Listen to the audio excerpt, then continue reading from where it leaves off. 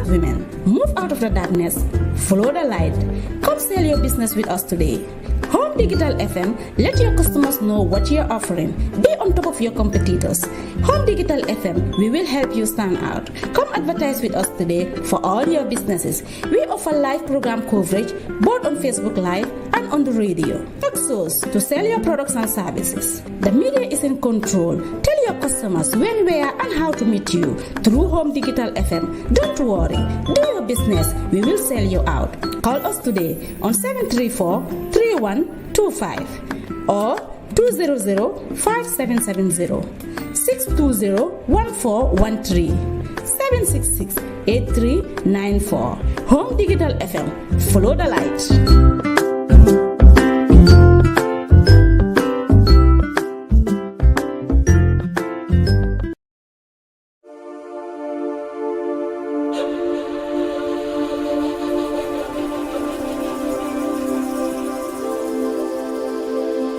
Africa This Week, a new program that features and analyzes all the top news and events that took place across the continent during the week, is coming on Home Digital FM.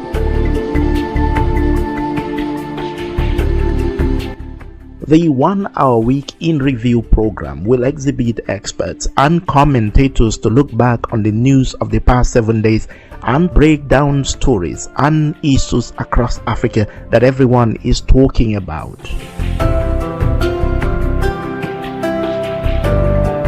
Africa This Week will feature Guest of the Week and engage people at the center of every key news, every story, in the best interactive, entertaining, and informative way possible. Africa This Week on Home Digital FM 99.9 every Saturday from 5 p.m. to 6 p.m. starting from next Saturday, October 22nd. Africa This Week with me, Serif Bojang Jr. See you there.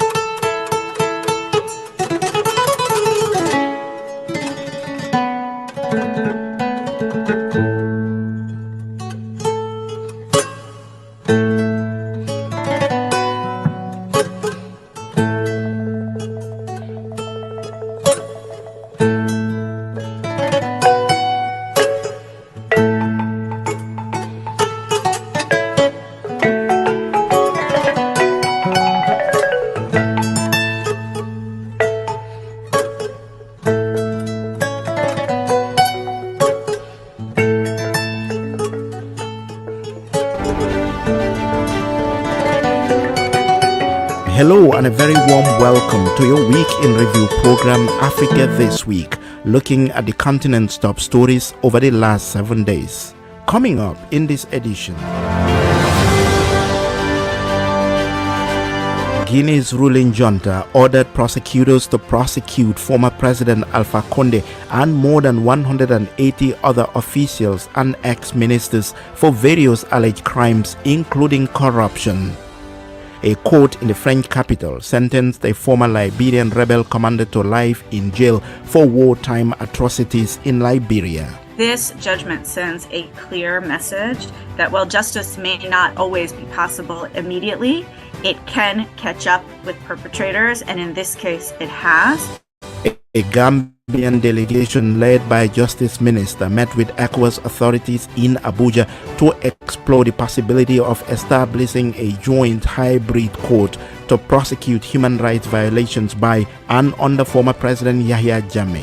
I certainly think this is a milestone, and I think it's really a demonstration of the commitment to accelerate the prosecution of international crimes recommended by the RC and accepted by the white people. Environmentalists in the Gambia expressed outrage at the decision by the government to allocate what they refer to as an ecological sensitive site to the U.S. for the building of a permanent state-of-the-art U.S. embassy. In Nigeria, Information Minister frowns at terror advisories released by the US and other Western embassies in the country and said his government would not be stampeded by such advisories. How many school shootings happen in the US? How many senseless killings happen in the US? So? Ghana's president admitted his country's economic crisis but blamed it on malevolent or malicious forces. We are in a crisis. I do not exaggerate when I say so. I cannot find an example in history when so many malevolent forces have come together at the same time. Elsewhere on the continent, South Africa's tourism minister said Cyril Ramaphosa should step aside from his position as president over alleged fraud probes. And Kenya sent troops to the Democratic Republic of Congo as part of a regional military intervention to support the Congolese regime against the M23 rebels. Also coming up, our special guest, a jazz and pop singer and songwriter hailed by the New York Times as a performer in full command of her instrument and powers, the first African woman to be nominated for a Grammy Award in a jazz category. I'm representing my family, and my clan and my parents and the legacy that they've tried. You sound very much like your parents' daughter. I would like to believe that I am. These and more on today's program. Stay with us. Africa This Week, coming to you from Home Digital 99.9 FM in the heart of Brikama. Sheriff Bojang Jr. Thanks for joining us. Guinea's ruling junta on Thursday ordered prosecutors to start the process of prosecuting former President Alpha Condé and more than 180 other officials and ex-ministers, notably for alleged corruption.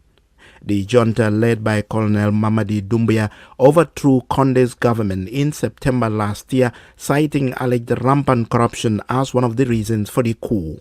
In a letter to public prosecutors, the Justice Minister ordered them to pursue Condé and his officials for alleged corruption, illicit enrichment, money laundering, forgery, embezzlement of public funds, and complicity.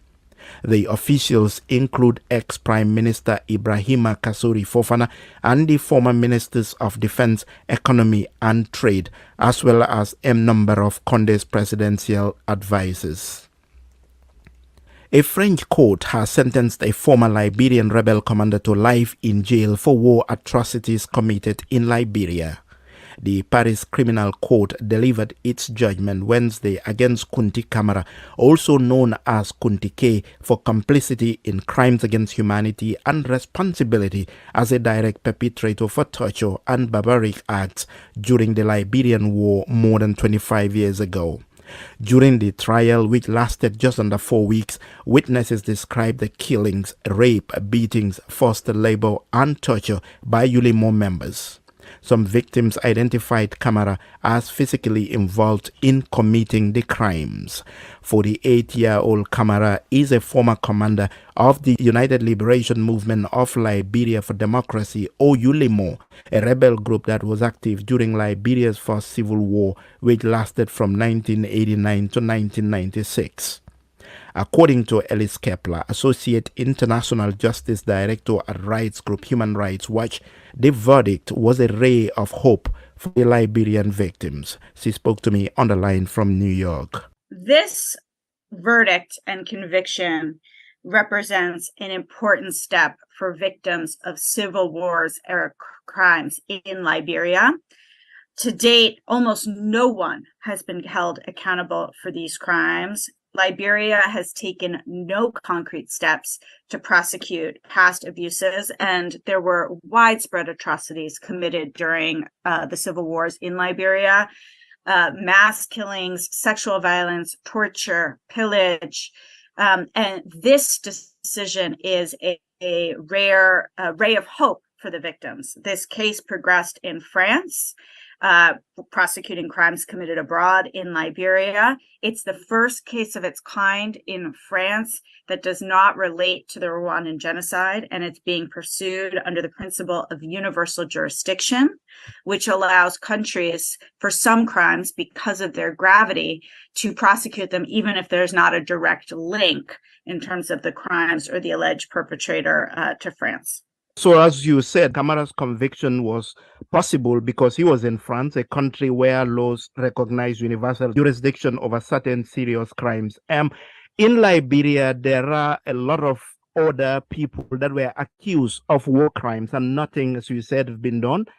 What message do you have for the Liberian government, Liberian authorities, or what should be done now? This case should be a reminder and a wake-up call to the Liberian government that these types of cases should be done, they can be done, and there's a strong desire to see them done and to break the pervasive impunity for the crimes in Liberia.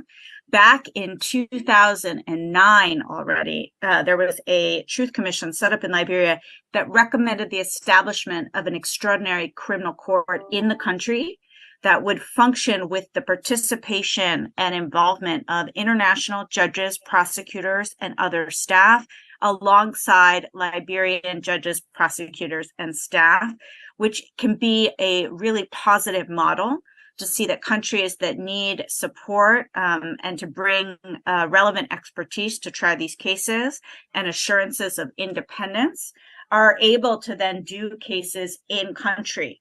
That is what the Liberian government needs to pursue. The UN has flagged multiple times the concern over lack of justice for the past crimes. And we have seen earlier that President Weah, has previously backed the concept of criminal accountability and seemed to open the door a few years ago, but it's really stalled out since then.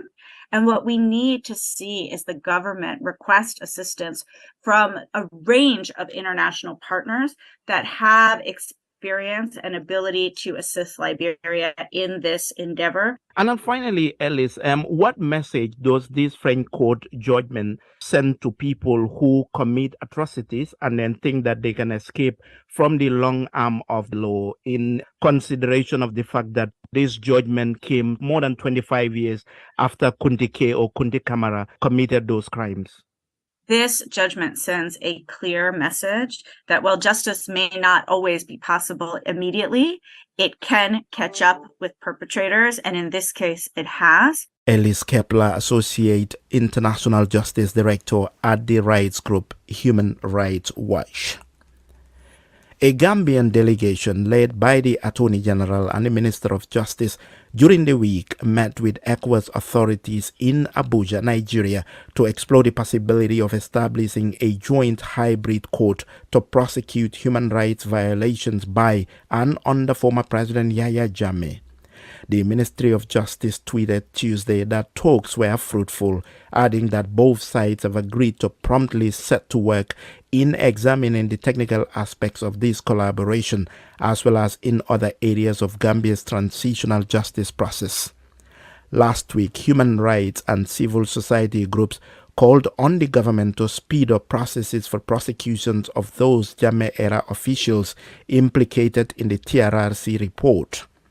So, is this move to discuss with ECOWAS a signal of the government's intention to accelerate implementation of the TRRC recommendations? That's the question I put to the president of the Gambia Bar Association, Saliu Tal, who works closely with the victims of the Jammeh regime. I certainly think this is a milestone, and I think it is really a demonstration of the commitment to accelerate the prosecution of international crimes recommended by the RRC and accepted by the white paper. And this is really in line with the conversations that the Bar Association started back in 2019 together with the Minister of Justice, the victims, and other stakeholders, recommending that the best option for prosecuting international crimes is through a hybrid court, preferably backed by ECOWAS, for obvious reasons. And when we talk about a hybrid court, I'm aware of two different ones that were put in place to prosecute crimes on the continent, and those were successful. One was the Extraordinary African Chambers that was set up within the court of Senegal to prosecute late Chadian President Hissène Habré. The second was the UN-backed Special Court for Sierra Leone that prosecuted Charles Taylor, former Liberian president. So for the Gambian context, it's between setting up a hybrid court within or outside our court system. From expert point of view, which of the two sounds more realistic and doable for Gambia? From my point of view, the extraordinary chambers that was set up in Senegal with the backing of AU is the more suitable one for Gambia. And I think the proposed hybrid court is actually modeled on the experience of the extraordinary chamber, African chamber in Senegal to prosecute Hissène Habré. Because first of all, we believe that it is more cost-effective way of trying international crimes within a domestic framework.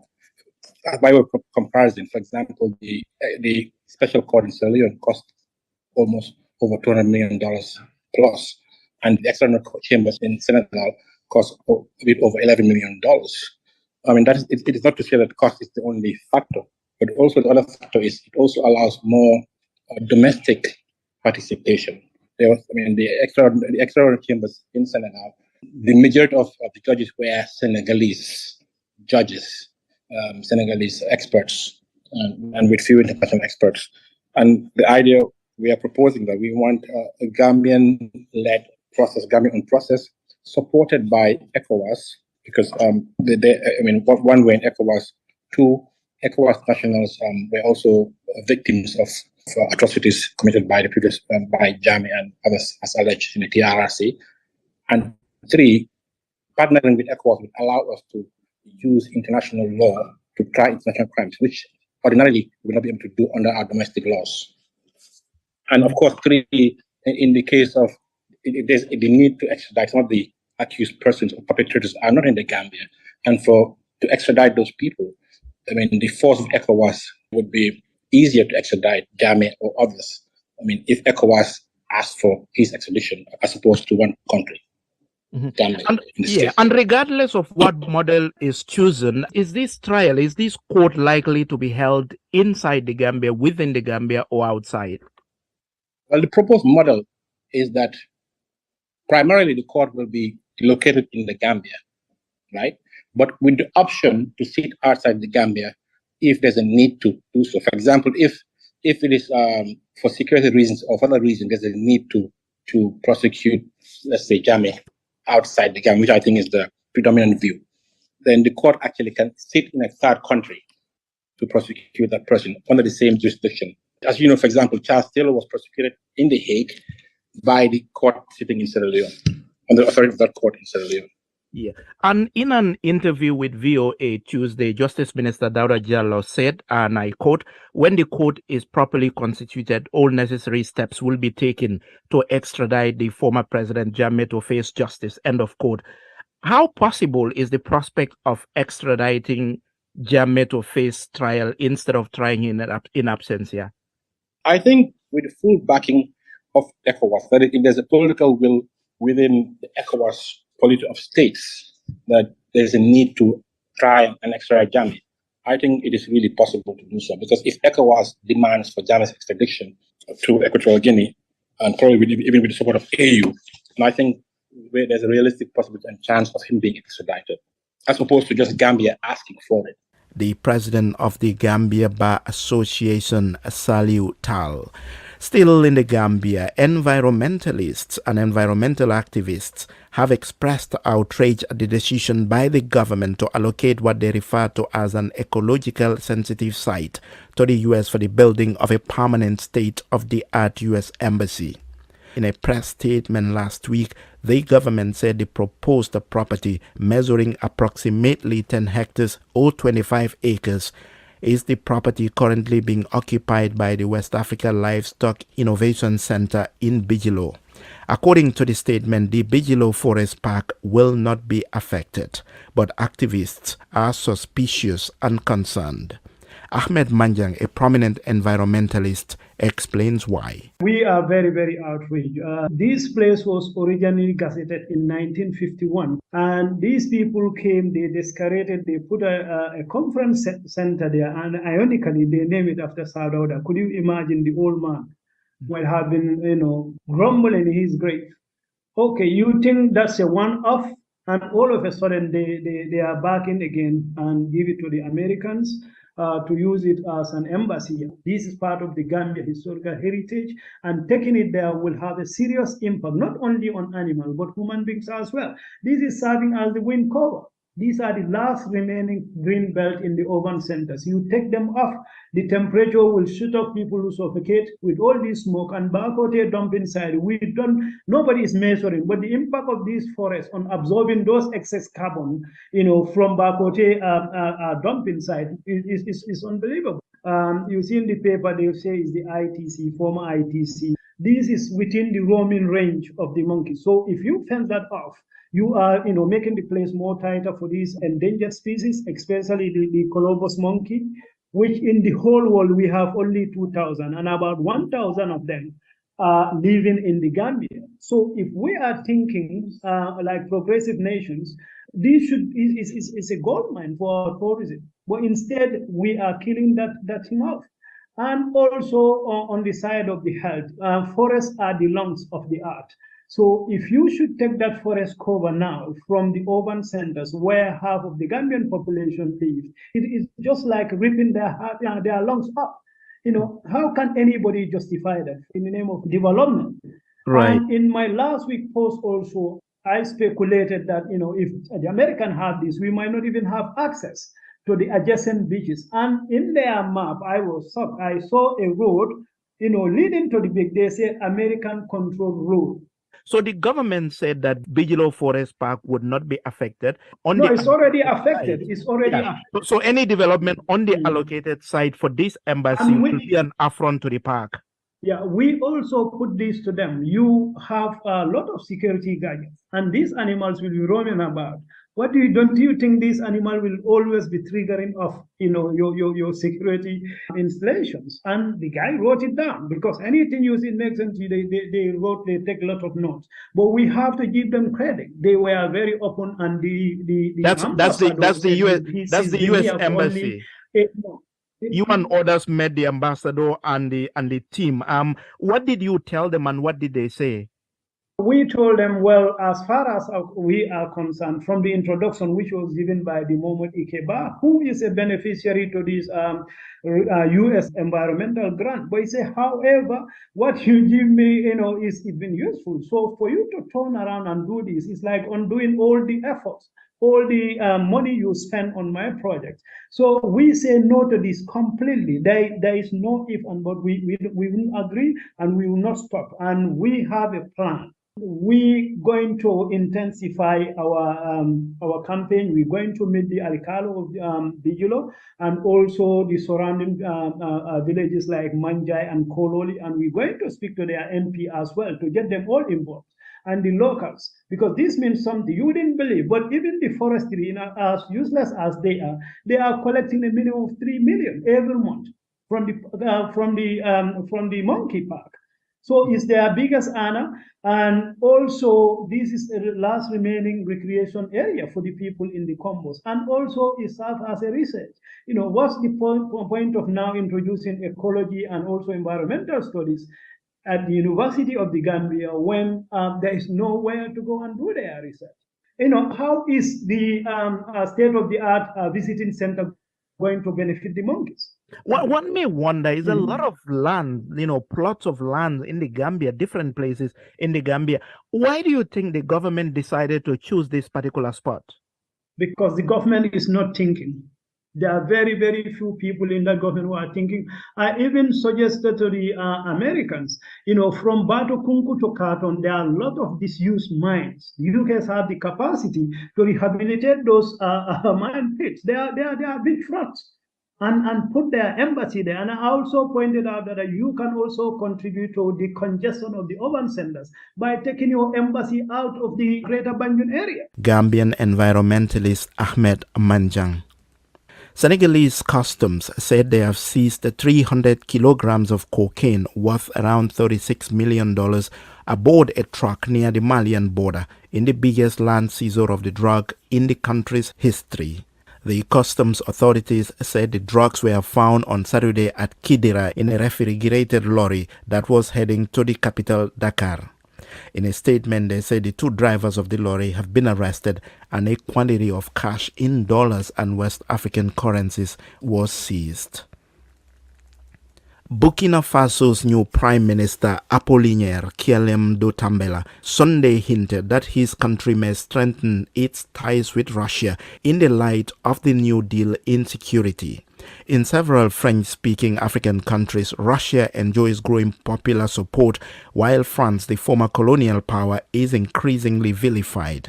Burkina Faso first established relations with Russia in 1967 when the countries were Upper Volta and USSR respectively.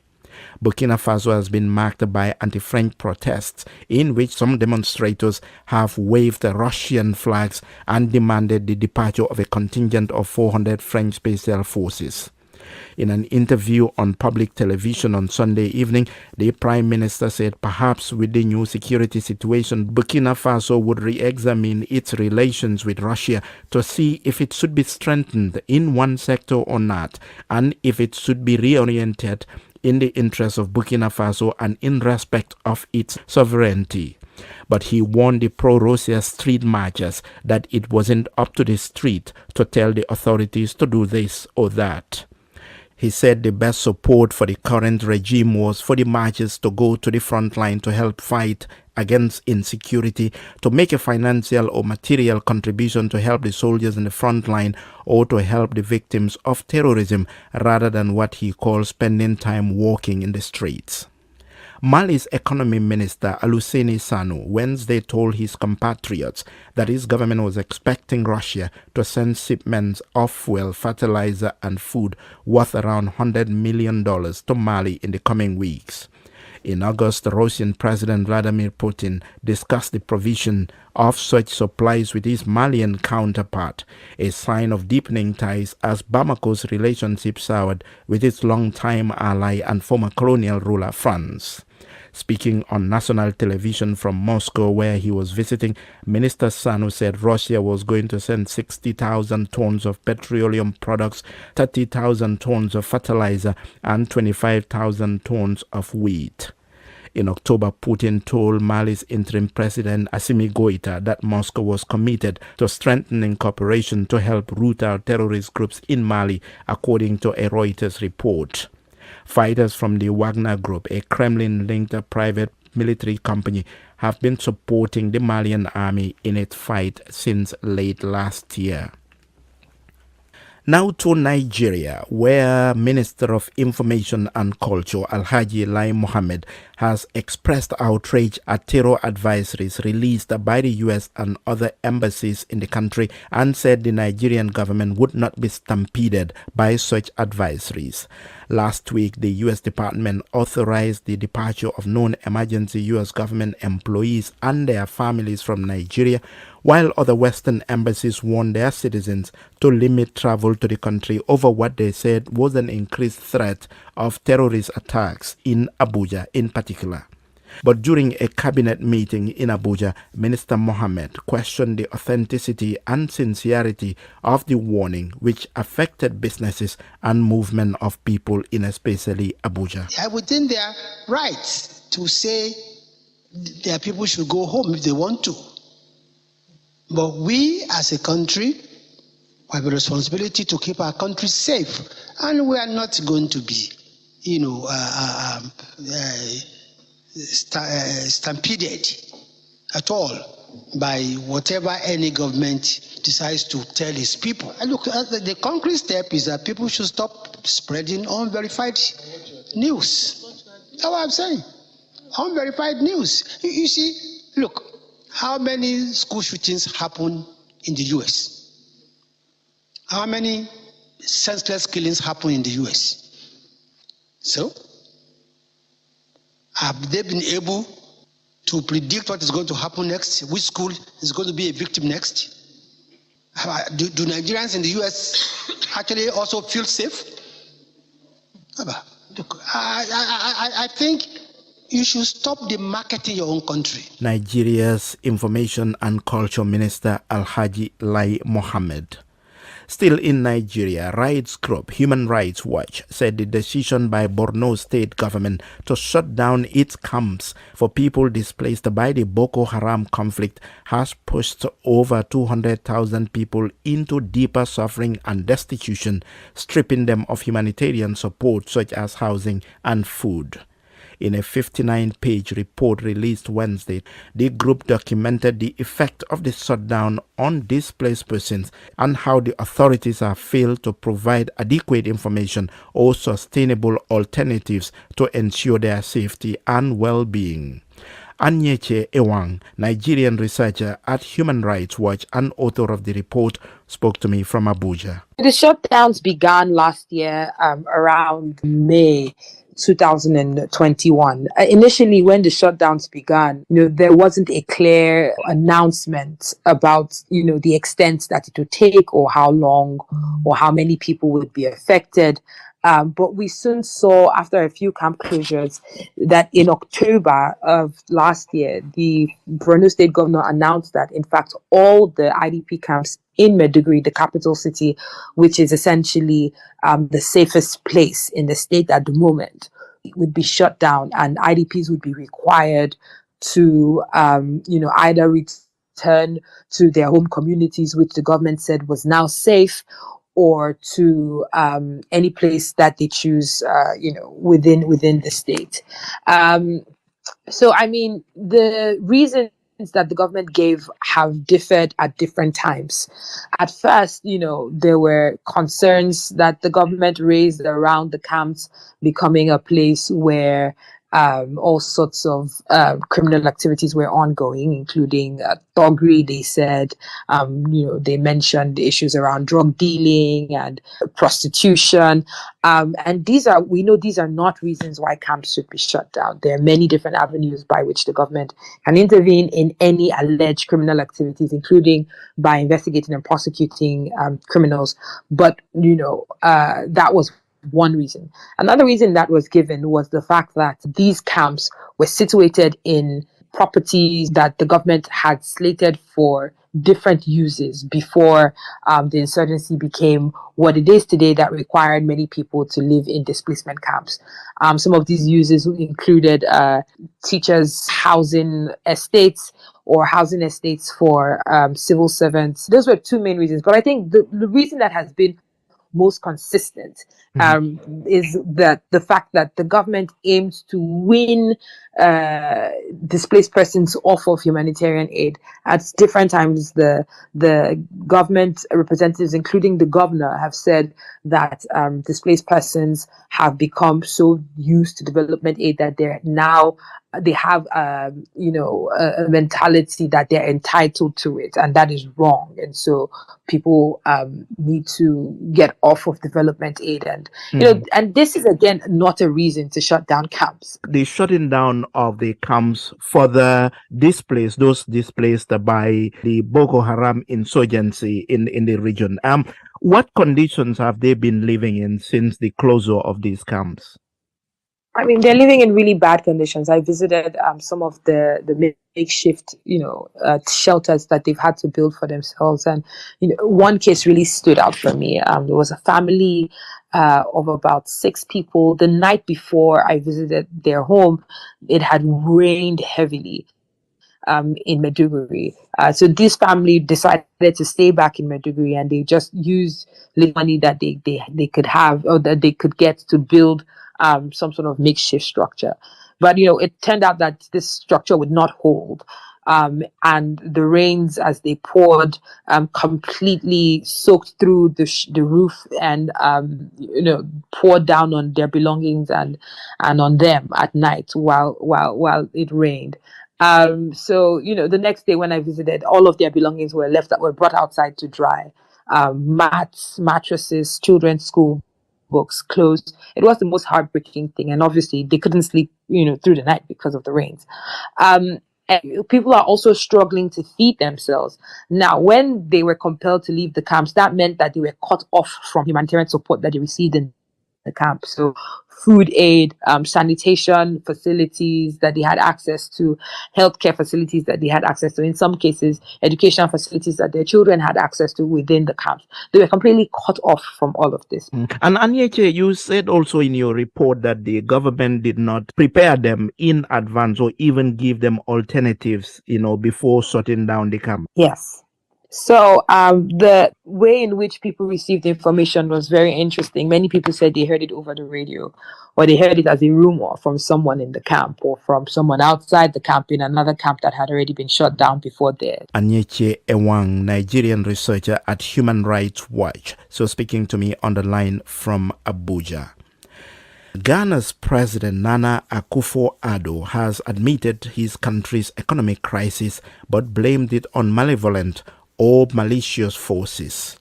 Ghana has been facing its worst economic crisis in a generation, triggered by ballooning debt stock, rising inflation, and the depletion of macroeconomic variables. In an address to the nation Sunday, President Akufo-Addo said progressive efforts were underway to get the economy back on track. Here's an excerpt of his speech. We are in a crisis. I do not exaggerate when I say so. I cannot find an example in history when so many malevolent forces have come together at the same time. But, as we have shown in other circumstances, we should turn this crisis into an opportunity to resolve not just the short-term urgent problems, but the long-term structural problems that continue to bedevil our economy. I urge us all to see the decision to go to the International Monetary Fund in this light. We've gone to the fund to repair in the short term our public finances and restore our balance of payments, whilst we continue to work on the medium to long-term structural changes that are at the heart of our goal of constructing a resilient, robust Ghanaian economy and building a Ghana beyond aid. I'm able to report to you, my fellow Ghanaians, that the negotiations to secure a strong IMF program, which will support the implementation of our post-COVID-19 program for economic growth, and additional funding to support the 2023 budget and development program, are at advanced stages and are going well. We're determined to secure these arrangements quickly to bring back confidence and relief to Ghanaians. We're working towards reaching a deal with the IMF by the end of the year. Ghanaian President Nana Akufo-Addo in a televised address to his nation. President Akufo-Addo's speech followed an economic speech by John Dramani Mahama, former Ghanaian president and the current opposition leader, on Ghana's economic crisis. In a lecture titled Building the Ghana We Want, Mahama blamed a part of the economic mess on corruption and criticized the government for not taking steps to tackle corruption. He also called on the National Army to stay loyal to the country and the Constitution despite growing public anger in the street over economic hardships. Indeed, it is fair to say that there really has been no real fight put up against corruption under the Akufo-Addo administration. The graft and misapplication of public funds by government appointees calls for radical action and not shielding of these perpetrators, as we have sadly witnessed in the last few years. The next is suspension of non-essential projects. All non-essential projects, such as the 116 million euro new Accra International Conference Center and the construction of new embassy buildings for new missions abroad, must be suspended for now. As I conclude, let me state, and I agree with the President, I wish to add my voice to his call on our armed forces and security services to remain loyal to the states and the Constitution.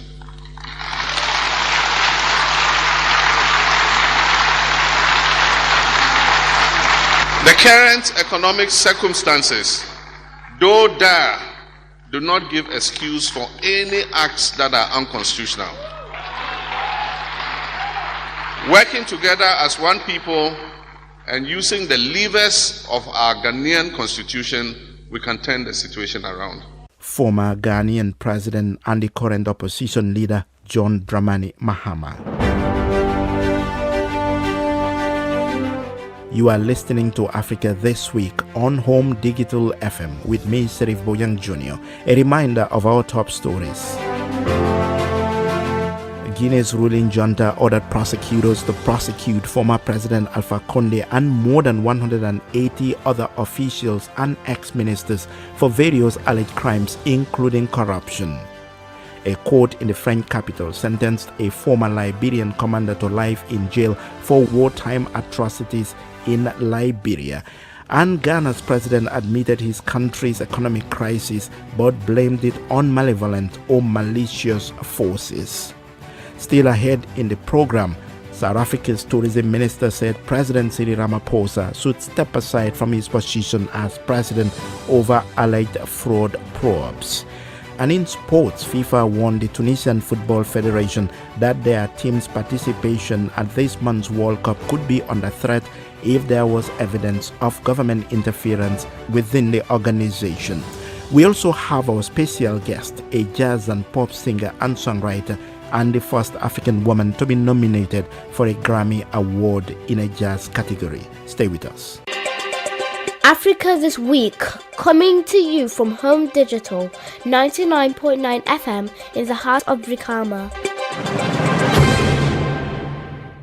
UN rights experts have criticized the lack of accountability for what they said was the stark dehumanization of African migrants after many were killed trying to cross from Morocco to Spain in June. The incident on June 24, when around 2,000 people, mostly Sudanese nationals, tried to enter the Spanish enclave, marked one of the deadliest attempted crossing in years. The United Nations Rights Office said at the time that at least 23 people had died. But in a statement released Monday, the UN Special Rapporteur on Contemporary Forms of Racism, Racial Discrimination and Xenophobia and the Working Group of Experts on People of African Descent put the death toll at 37 at least. The experts questioned why there was still no concrete accountability months after dozens of migrants of African descent, including refugees and asylum seekers, died during violent encounters with border security forces in Spain. They also said dozens more were injured because of excessive and lethal use of force by Moroccan and Spanish law enforcement authorities. Despite inhuman and degraded treatment such as the ones raised by the UN experts, African migrants, mostly young people, keep risking it all to take the irregular route in their quest to reach Europe. So why do they keep going? Dr. Linda Ucho is the Executive Director of the African Migration and Development Policy Center, a research think tank based in Nairobi, Kenya. Well, I think it's the conditions of the countries that these people come from. For example, those who are coming from East Africa, Eritrea and Somalia, they're in difficult situations. In Eritrea, they have the conscription policy. In Somalia, there's instability. The Al-Shabaab activities are making it difficult for nationals to just have a safe environment, and there are no opportunities there. So people are still going to move because they have this perception that is heavily embedded in their culture that Europe is the place to go because that's where opportunities are. So it won't stop whether there's someone in Europe who's actually informing people that it's difficult and there are challenges. People will still migrate because they have the idea that they would rather survive there than actually survive in their own country. And these clandestine operations, they will continue to happen. They'll still use the channels that are actually corrupt. So we need to deal with the conditions in the countries of origin, because that's when you fix that problem, people will not have to leave their countries to look for opportunities outside, because now you're actually addressing the main concern for young people, and they are looking for jobs, they are looking for a safe environment, they are looking for a place where they can actually have the freedom to be themselves, and that is not there. And when you see young people who are assets back home in Africa, despite they might not have jobs, but then when it comes to human potential, they can be great assets for their country, taking those dodgy boats, spending time in Libyan prison, taking all these deadly journey until they arrive in the shores of Europe. When you see this on TV, people dying, people doing whatever just to get to Europe, do you feel sorry for Africa or where they come from, or do you feel bitter? That's a very interesting question. I do feel sorry for where they're coming from, because I feel like the solutions are very simple and they can be fixed. And the problem is we're not sure how the government is handling to fix it. But at the same time, I feel bitter in that these young people are assets. We're losing them. It's like rural-urban migration. Young people are moving out of rural areas because there are opportunities in urban areas. It's the same thing with international migration. People are moving from the cities, going to European nations, and they're innovative because they're unable to express themselves in their country. So I feel bitter that we're not taking advantage of our youth. Our youth are going out there trying to find a way of life that can be found in our countries, but our countries need to do better just to at least resolve their problem. Dr. Linda Ucho, the Executive Director of the African Migration and Development Policy Center, a research think tank based in Nairobi, Kenya. Thousands of people on Monday joined anti-Rwandan protests in DR Congo's eastern city of Goma, denouncing Rwanda's alleged support of M23 rebels. The protest followed DRC's decision to expel the Rwandan ambassador and recall its acting ambassador from Kigali in a further deterioration of relations between the two neighboring countries. Rwanda denied Congo's long-standing accusations that it backs the M23, a Tutsi-led rebel group that has attacked Congolese forces near the Rwandan border since 2012. In a statement, the Rwandan government said it regretted the expulsion of its envoy, saying that DRC was using Rwanda to cover up and distract from their own governance and security failures. Meanwhile, Kenya on Wednesday deployed troops to the DR Congo as part of a regional military intervention to support the Congolese regime against the M23 rebels. The deployment came about 6 months after leaders of the East African Community EAC agreed to establish a joint force to help restore security in the region. Addressing the troops in Nairobi before they took off, Kenyan President William Ruto pledged Kenya's commitment to help DRC achieve its security obligations. As neighbors with various interlinkages, the destiny of DRC is intertwined with ours. We all have a stake in a stable Democratic Republic of Congo, and its security is an obligation that we commit our best effort to achieve.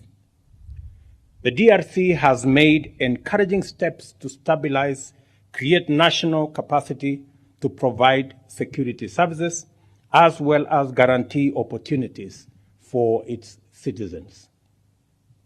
The country remains, however, burdened with serious challenges, and I believe that we owe a brotherly duty of solidarity to meet DRC halfway and stand together until the job is done. Kenyan President William Ruto. South Africa's President Cyril Ramaphosa has described as unfortunate the U.S. Embassy's issuing of a warning of a possible weekend terrorist attack in his country without consulting the government. The U.S. Embassy last week Wednesday posted the alert on its website and identified the potential target as Sandton, a suburb in South Africa's financial hub of Johannesburg. The alert said the attack could occur there on Saturday. That was last Saturday. But answering a question during a joint press conference with Spanish Prime Minister Pedro Sanchez, who was visiting South Africa, Ramaphosa said it was unfortunate that another government issued such a threat as to send panic amongst the South Africans. It was quite unfortunate that the US government issued that type of warning without having had deep dive type of discussions with us. But following that, we were able to engage them and to get to understand precisely where this warning or information has come from. We are in the course of doing precisely that, because warnings such as those do send a lot of panic amongst our people, and South Africans should be best informed by the South African government. South Africa's President Cyril Ramaphosa. Still in South Africa, Tourism Minister and member of the National Executive Committee of the ruling African National Congress, Lindiwe Sisulu, said President Ramaphosa should step aside from his position as president in line with the party's step-aside resolution. In June, former South African spy boss Arthur Fraser led criminal charges against Ramaphosa, claiming that he concealed the theft of millions of dollars that had been kept on his farm in Palapala 2 years ago. He also alleged that the suspects were kidnapped and interrogated before being offered money for their silence. Ramaphosa, though admitted there was a robbery on his property, denied being criminally liable and said the money stolen were proceeds from the sale of his cattle on his farm. In an interview with state broadcaster SABC in Durban on Sunday, Minister Sisulu said the president should step aside while the matter was being handled. She also accused the ruling ANC of applying its step-aside resolution selectively. I'm not uncomfortable with the decisions or the resolution. I'm uncomfortable with its application. I'm uncomfortable with the way that it is applied. I would propose, as we go into the next conference, that anybody that we believe has serious accusations to answer for would be required to step aside. For instance, the Palapala issue for me, the Palapala issue for me would call for that, until all of us are quite certain that there is nothing wrong, nothing illegal about that. But for as long as it keeps hanging on the president, it keeps hanging on everybody else. It's not fair to us. I don't think it's fair to him either. I've been in the ANC since I was born, so that is a culture that I know. When there is an issue of that nature, it is discussed, and the person who is affected, depending on what the facts are on the table, would be asked to step aside. You see, the reason why we've got to be consistent is that society should see us as consistent. Society should see us as being very serious about things that are not going right, so that we go to them in the next election and they trust us. We've got to have the trust of the people. Otherwise, we keep talking and saying things that we think are good to be said, and we get to the ground and we have not covered the ground that we should have covered, and yet we want their vote. South Africa's Tourism Minister Lindiwe Sisulu, she was speaking in an interview with state broadcaster SABC. In sports, football's world governing body FIFA has warned the Tunisian Football Federation TFF that their team's participation in this month's World Cup could be under threat if there was evidence of government interference within the organization. Having qualified for their 6th World Cup, the North African country is in Group D along with the reigning world champions France, Australia and Denmark, whom they face in their November 22nd opener. FIFA said it has sent a letter to TFF last week outlining concerns after Tunisia's youth and sports minister had threatened to dissolve some federal offices, among other recent comments that have irked the global governing body. As per FIFA rules, federations of all member nations must be free of any third party or government involvement.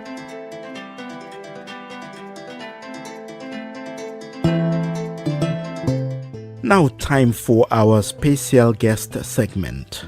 This week we feature a Grammy-nominated African-American jazz and pop singer and songwriter hailed by the New York Times as a performer in full command of her instrument and powers.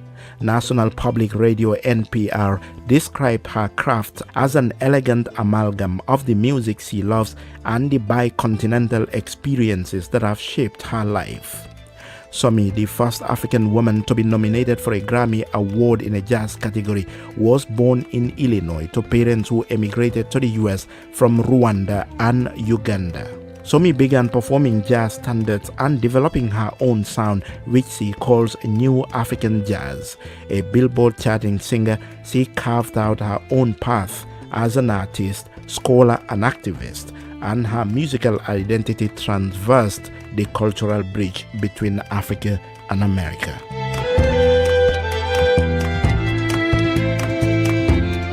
Somi, thanks for this interview. Thank you for having me. I'm happy to be here. You are an American born in America to a Rwandan and Ugandan parents, and then you've also lived and worked in Kenya and Tanzania. How do you define yourself when people ask you in the street who you are? Well, I'm an African woman. I suppose I would say I'm an Afropolitan, somebody who's had a cosmopolitan, very international experience and has a connection to a number of places as home. But, ultimately my home, my heart and my spirit are here in Africa. So I would like to believe that people both in the States, people whom I grew up with, know that I'm an African woman first. But I'm obviously very influenced by the Western world as well, just having spent most of my life abroad.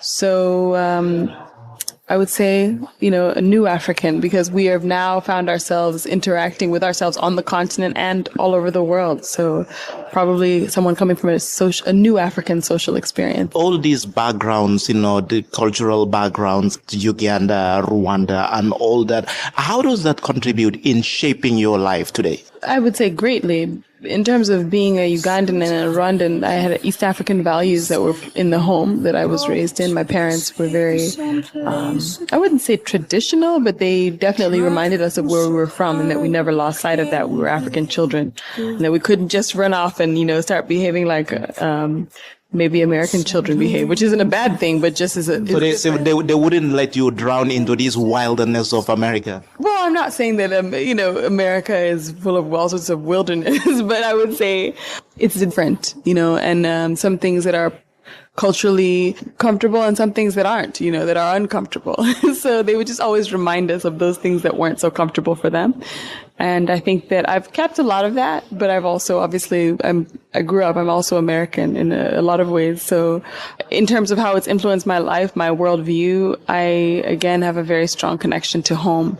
And I always try to make sure that I'm representing my family, and my clan and my parents and the legacy that they've tried. You sound very much like your parents' daughter. I would like to believe that I am. Your father is a professor. And then maybe someone might assume that you would have followed that route into academia, but you into music. Where did your passion for music begin?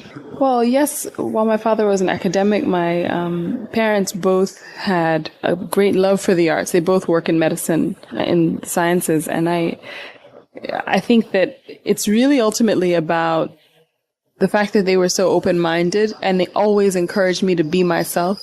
As I said earlier, they were, they're very much African people. My father was very much a typical African man, but he also was an educated man. My father passed, but my parents have raised me in a home that was open-minded and they appreciated the arts and they appreciated global perspectives. So the home in which I grew up was an international one, and even though, yes, it was an academic, it was a university setting where I grew up. I grew up in Champaign, Illinois, so it was mostly professors and their children that we were spending time with. But what comes out of that sort of space when you're constantly immersed in a place of knowledge and questions, and you actually question yourself. And I think that they encouraged us to question ourselves and to really be true to what it is that we wanted. They never told me I couldn't be a musician. In fact, I think that when they let me start playing, I started the cello from the time I was about 8, and I was always involved in the arts I think they saw how much joy that gave me and they encouraged it. In 2003, you independently released your first album, Eternal Motive. Was that an experiment of your musical career? I wouldn't say it was an experiment. I mean, it was a sincere effort, but it was also a very young effort. I was still trying to find my sound and my message as an artist and my direction as an artist. I think that's what's most important, to be clear about that. I believe that, we are the ones who control our destiny. And I think that there are always choices. You can choose to wait for someone else to hand you your success or your movement, right? Your progress, or you can choose to try to progress on your own. And I think it was helpful. It gave me a better sense of the business. It helped me understand the connection between an album release and touring and so many other things, and marketing and press and publicity, just what is it when you're trying to build the brand and the story of an artist. And so, and it's also a time when independent artists can actually have a very fruitful career. And in 2007, your first label was released under the title Red Soil in My Eyes. What's the story behind this title? The story is really, I was looking to home. It was the first time I really allowed myself to sing in, my first record I didn't sing in African languages, whereas the second album, Red Soil in My Eyes, I began to sing in African languages. I totally changed it from any kind of electric sounds to an acoustic project. I really embraced a certain aesthetic that was reminding me of what the return home. When I say home, I'm talking about East Africa. So I was really trying to capture what that journey felt like for me, the very natural and, again, organic and open sort of return to home. And so that's when I started delving more into the jazz world and again, playing with an acoustic instrumentation and singing in my own languages. And one of the tracks in that album that really catch my attention is Ingele. I guess you see it's in Swahili, right? Yes, it is. Why that song? What is Ingele? Ingele is really a term of endearment. It's a song about love. It's a song about heartbreak. And I was talking about this yesterday. It's always interesting, the songs that resonate with people. And when you're writing a song, you don't think, oh, this is going to be the song that people connect to. But Ingele has been one of those songs that kind of feels like every time I perform, people expect that song. Ingele is a special song, but I believe that the others are. I don't know if everybody else feels that way, but I believe that each of them are special, at least to me, in their own way.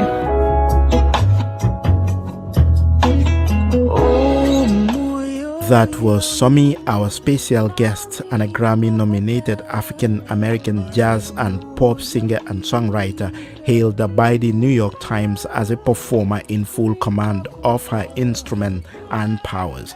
She's also the first African woman to be nominated for a Grammy Award in jazz category. Well, that brings us to the end of this edition of your Week in Review program, Africa This Week, on Home Digital 99.9 FM. I'm your producer and presenter, Sharif Boyang Jr.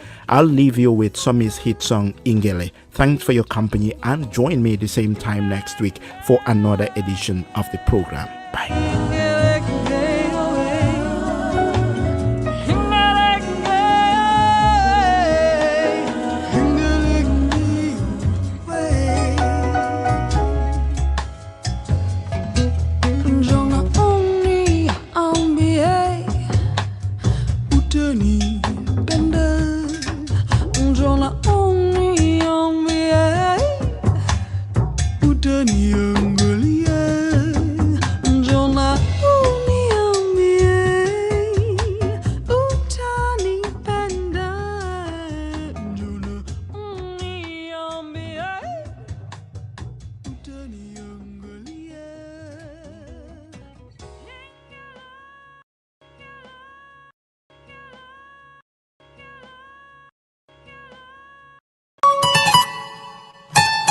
Africa This Week, coming to you from Home Digital 99.9 FM in the heart of Brikama.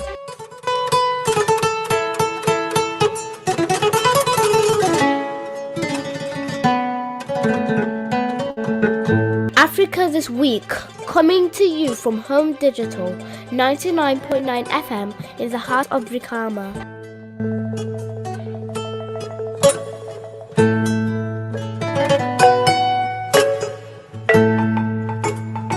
Africa This Week, coming to you from Home Digital 99.9 FM in the heart of Brikama.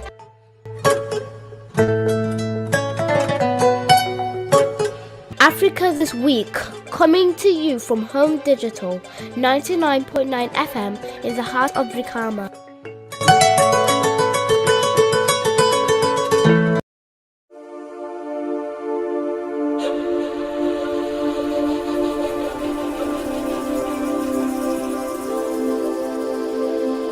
Africa This Week, a new program that features and analyzes all the top news and events that took place across the continent during the week, is coming on Home Digital FM.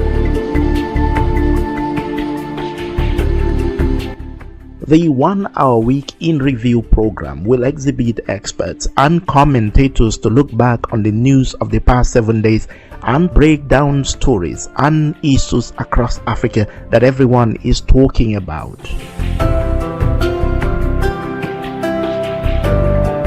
Africa This Week will feature Guest of the Week and engage people at the center of every key news, every story, in the best interactive, entertaining and informative way possible. Africa This Week on Home Digital FM 99.9 every Saturday from 5 p.m. to 6 p.m. starting from next Saturday, October 22nd. Africa This Week with me, Sharif Bojang Jr. See you there.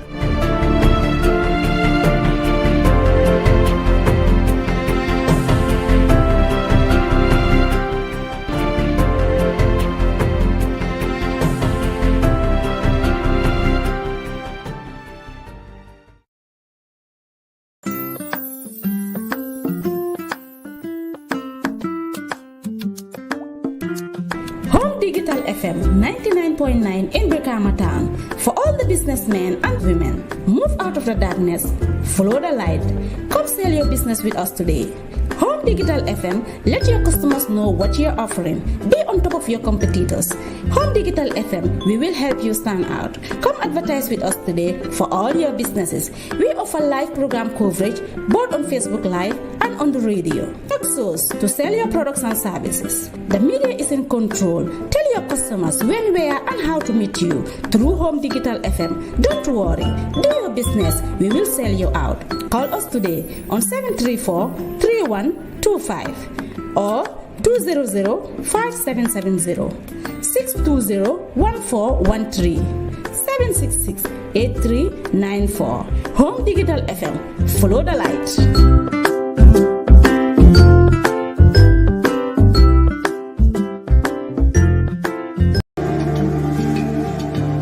Islamic microfinance is becoming an increasingly popular mechanism for poverty alleviation, especially for developing countries around the world.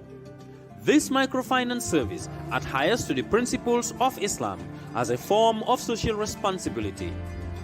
Yona Islamic Microfinance is the Islamic microfinance of choice in the Gambia, trustworthy and reliable.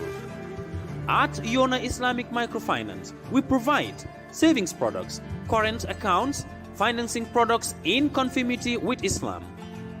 In addition, Yona Islamic Microfinance also offers local and international remittances, takaful fund, management of zakat, management of awqaf, trading and investment, and building of strategic partnerships to bring financial services to the doorstep of the poor with donor projects, madrasas, youth organizations, women groups, and farmer organizations.